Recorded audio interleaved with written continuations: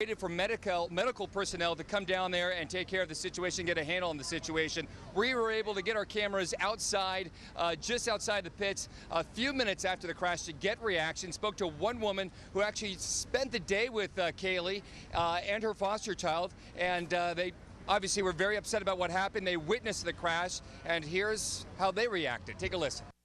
We were sitting on the beach right over on the side there. It just looked like she was trying to take the lead, and her boat went up, twisted, and fell backwards. And she was coming around to take the lead. And she's a good friend of yours, obviously. Well, we just met her. It was really great to get passes to come in and get to meet her, and so because of our foster daughter, so she was really great. It's really gut-clenching watching these guys out there doing 100+ with these boats and whatnot, you know. Yeah, anything can happen. Yeah, anything can happen, you know.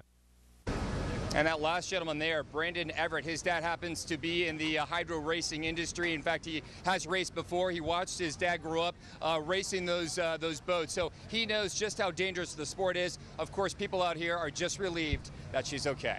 Guys. Well, since 9 a.m., our Cairo 7 team got you exclusive coverage from Seafair on Lake Washington. Let's get back now to Cairo 7 Steve Rabel. Steve, what an incredible moment when that hydro flipped, and you guys up there in the broadcast tower, everyone just waiting for her to get out of that boat. Chris, you know, it doesn't matter how long you've been watching these races and how many years, and it's been more than a quarter century that Cairo's been doing this, and we've been watching these. Every time a boat goes over, it's a frightening moment. Chip Hanauer, my partner, he's been in that position, so there's no one better to speak to that. But take a look at these pictures again of Kaylee Perkins going upside down. It looked like she was really going to make a run at the lead, and then all of a sudden, as Chip said, it bounced, it went up, it came over, cartwheeling and landing on the canopy, and it seemed like forever. I think we measured it only about 1:12 or 1:13 in a minute 13 before she popped her head out from under the surface, and those frogmen were able to get her out. As we saw later from Michelle Millman, she is fine, but a scary moment for everyone, as we've heard on the beach, certainly in the pits, and for Kaylee herself. But again, as she said, she's now had a boat blow up on her and one go over, so it's been quite a spring for that young lady. Meantime, for Paul Becker in the Unlimited Lights, he's the one who went ahead and ran off with his second straight championship here at Seafair. In those Unlimited Lights, of course, these drivers are very experienced, and Paul Becker's been at it a long time, and with Wolford Demolition and Recycling, he won the Unlimited Lights going away, and a true worthy champion. We had a chance to talk with him, obviously, and he was thrilled about another title. Meantime, for the big boats, it's the sausage boat. The Oh Boy Oberto team has done it again as they win for the second straight year. Steve David just loves this course, and his team sets this boat up. And of course, I think they had a little help from maybe some mechanical problems to the Qatar boat and Dave Vilwalk, who was looking for a championship here. But there is Steve David, arms overhead, knowing that he again is a champion at Seafair, and couldn't be finer for all of those local folks who helped put that team together and that boat together. So quite a day out here. Those just a few of the highlights. Chris Francis will be talking more about all the highlights of racing, and I would be remiss if I didn't mention all the rest of the guys, the production people, guys and gals here at the pits all day long, along with Mike Fitzsimmons, the best in the business, the legend Pat O'Day, and of course Chip Hanauer, one of the greatest race drivers ever, joining me in the tower today. So a great day. Happily, no one hurt, but a lot of excitement here, guys. Well, Steve, another Cairo 7 crew was on top of a dramatic rescue not too far from the hydro race course. Cairo 7 Eyewitness News reporter Stacy Sakamoto is live at Lake Washington after getting the video that you'll only see right here. Stacy? Chris, we were actually here to do a story about boating under the influence. Then the patrol boat that we were in was the first vessel on the scene minutes after a small boat overturned, throwing 7 people into the water. We were on board Mercer Island Patrol 11 as it raced to a report of an overturned boat off the north end of the island. Other boats were pulling people out of the water, but we could see one man wearing a life preserver, treading water. Officers threw him a line. Daniel Glenn told us the man was a relative visiting from France. So we were just going, and then we hit a wave, and then our nose dove in, and it just took on water, and then the compartments opened up and it filled up even more, so. Go ahead and step in here. Let's get you inside here, all right? Once he was on board, we could see the other passengers safe but shaken in nearby boats. A vessel salvage boat had rescued some of them. So did a private boat that Jessica Edwards was in. We just saw them waving at us and we said, oh my God, the bow is underwater. so we turned around and tried to help. Mercer Island police tell us the boat that overturned did nothing wrong. Bigger boats created waves that came over the bow of the 18-footer.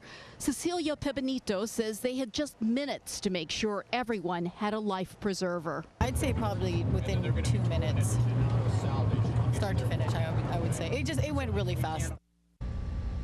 Cecilia tells us the best news of all, none of them was injured.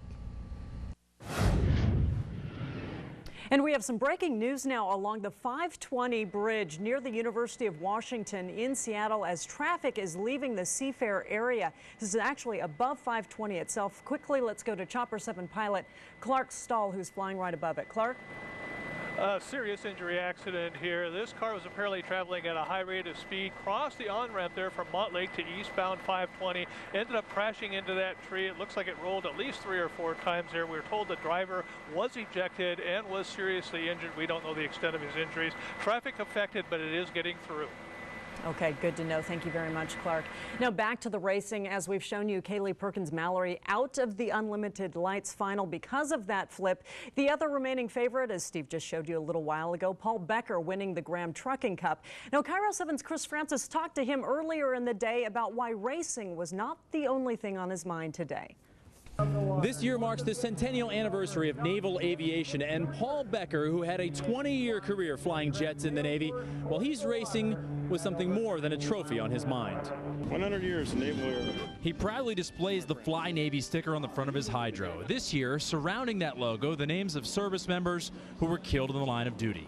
Military flying is a high-risk business, and these people were all in my squadron, and or a sister squadron, or I knew them in the training command, and unfortunately every one of them paid the ultimate price, and it's a dangerous business, but we knew that going in, and some of them were my very dearest friends. Becker's a Seattle native who's very popular at Seafair, especially among fans with military connections. I just met a gentleman at the autograph session who came down who knew me in the Navy out on the East Coast, and I said, you got to stop and look at the names, and he had a little trouble getting through that too because he knew these gentlemen as well. And yesterday, Becker's crew learned of the chopper crash that killed 22 Navy SEALs in Afghanistan, driving home the point about military sacrifice. One of the gentlemen on my team is a veteran of 4 tours in Afghanistan, 1 in Iraq. He was a crew chief on the Special Forces helicopters in Iraq. I did speak briefly yesterday with a crew member who knew some of those men who were on that chopper crash in Afghanistan. In fact, he got the news before it even broke here at the track in a phone call. He said he did not want to talk on camera about that, choosing instead to honor the Special Forces code of silence. But he did say he would honor them in his own special way. Well, as you can see, sunny skies on Lake Washington and weather on this Seafair Sunday. Certainly the talk of the log boom tonight. Cairo 7's Richard Thompson spent the day on the log boom and joins us live there right now with a look at the role that the weather's played in Seattle's biggest party of the year. Richard? Yeah, and go ahead and take a look back here. The party is still going. The log boom is going strong out here. You can see they don't want things to end, and there has been one key ingredient that has kept this party going all day long, and that is some phenomenal weather. People were lining up to dive into Lake Washington on the log boom this afternoon. It's beautiful. I love it. It's super hot. More than a few of those people were worried Mother Nature wouldn't come to the party because the morning started a bit cloudy. If it's bad weather, you're not even going to have fun. I was too, let me tell you, and I stripped off very quickly into my bikini because I knew that the weather would not fail us for Seafair. But by noon, the sun was out in full force and stayed there. The party heated up and never cooled down.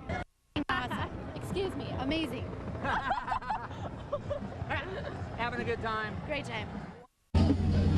And back out to live pictures now. You can see the party continues out here. And just as we were in that story, the sun actually ended up going behind the clouds, but that does not seem to be slowing things down out here. Not at all. Thank you.